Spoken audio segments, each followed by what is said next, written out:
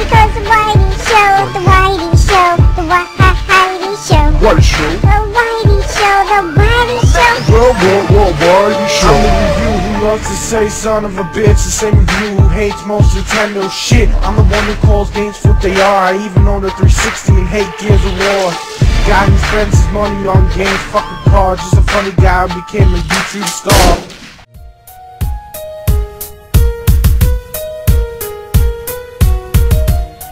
So pretty much the story in Dragon Quest VIII is that this jester-type mage kind of guy, he steals the scepter from a castle and pretty much turns the castle and everybody in the castle into a frickin' plant. So the only 3 people that survive is you, but you don't turn into a plant, you're just you, while the king and the princess turn into some weird crap.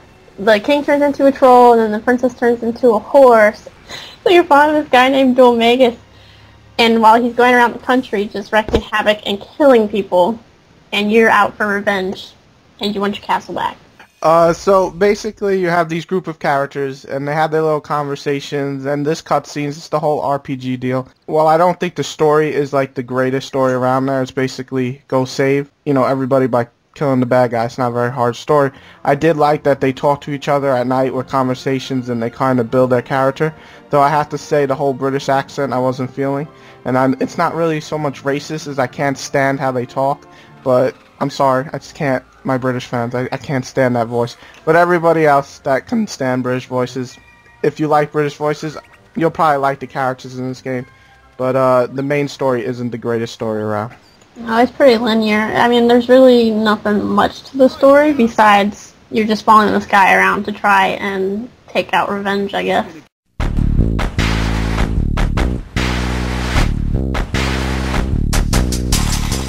The graphics of Dragon Quest are pretty nice. I like that they're cel-shaded. A lot of games don't want to take a chance because they think it looks a little too cartoony. But I think it worked in its favor here. And the actual art design is, well, the Dragon Ball Z guy. I mean, the main character looks like Gohan and the main girl looks like Bulma. And you got all the characters that look like Dragon Ball Z characters.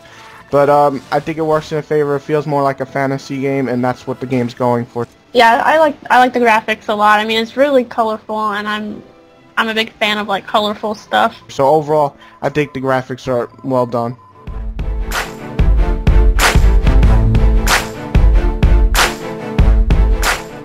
In Dragon Quest VIII's gameplay, it's similar to a lot of old school RPGs. It's turn-based.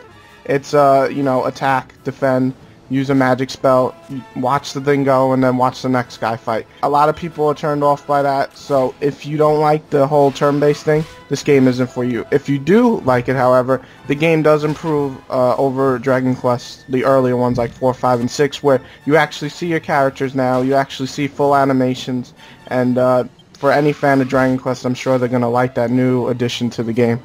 Yeah, and then another thing they added too was like a skill point thing, where every time you level you get a certain amount of skill points that you can add to a weapon that you want to use, and then certain weapons do certain things with a certain character, or you can just fight with your fist. And then there's another thing that you can level up, which is kind of like your character's part of their personality, like courage or humanity and whatnot. So I mean, that's pretty cool too, because they come with very amazing things. Like one of the characters, he can call on people to come and fight with them. But other than that, that's about it for the leveling up for the skill thing. And also they put in this thing, which is in other Final Fantasies, and I don't believe it was in another Dragon Quest, but basically you get a ship throughout the game, not right away, and with the ship you can travel around to different parts of the world in the game, and you can see new monsters, you can fill your monster encyclopedia or whatever it is, and of course level up and all that. So it's always a nice addition, and the world is pretty big in this game. So overall, if you can deal with the old school type gameplay, I think you'll really enjoy Dragon Quest. But if you're done with the slower paced gameplay, you'll probably be bored of this game pretty quick.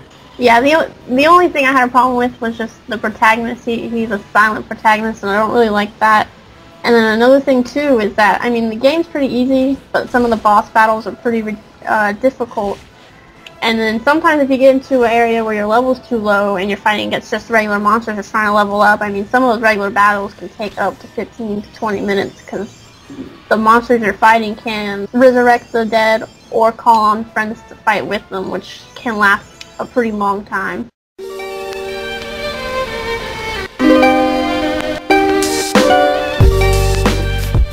I enjoyed the game. I'm a big fan of the turn-based RPGs. And it's the only problem with the game, I think, is just the silent protagonist, and that it is a pretty linear story, unlike Final Fantasy, where you have like a couple other side stories with the game. And I didn't really like the voice acting too much. I'm also not a big fan of the British accents. Other than that, I mean, the game's pretty easy to pick up. It's hard to master, and I think that's it. Overall, I did really like the game. It's just that, Japanese RPGs, you have to either like them or you won't. And this is a slower paced RPG. You will spend most of your time in battles. Really, if they can ever improve these games even more, make them maybe action based, I wouldn't mind. But Dragon Quest works with the turn based. As I said, you actually have these conversations with the characters, so that kind of makes you feel like you know these characters and everything. But I really can't stand the voice acting either. It is an annoying thing. But again, this is not for everybody. Everybody else can like British voice acting. I just can't. And the game is long though. So if you're looking for a game to fill a lot of hours, this game will last you probably over 40, 50 hours. Like 90 to 100. There you go, 90 to 100. I don't know if you want to spend that long. I don't know if you actually have a life. But if you don't, this game is definitely worth picking up. Even if it's old, it's still one of the best looking PS2 games.